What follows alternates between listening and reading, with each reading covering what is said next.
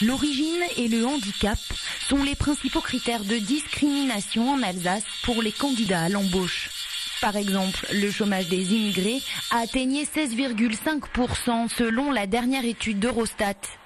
Il s'élève à 19% dans les zones urbaines dites sensibles.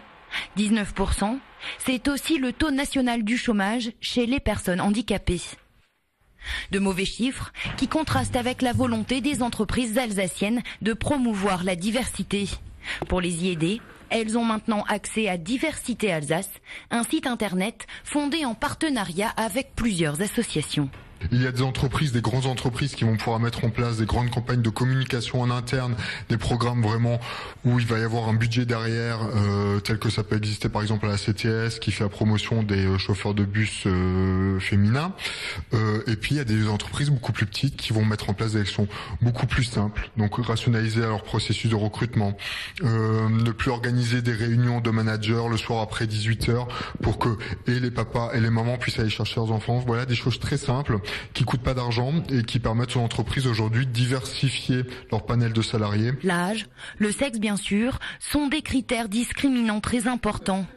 Mais la question de l'orientation sexuelle, difficile à évaluer, reste aussi trop présente, selon Bertrand Eberhard de l'association Un Autre Cercle.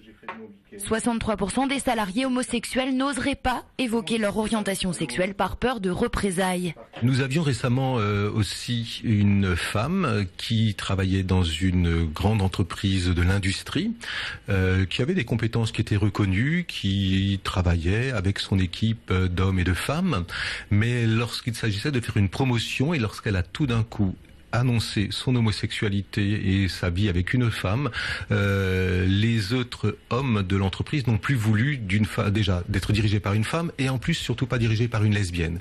Et donc sa promotion a été stoppée net alors qu'elle avait une progression et des notations très bonnes dans son entreprise et sa carrière s'est arrêtée.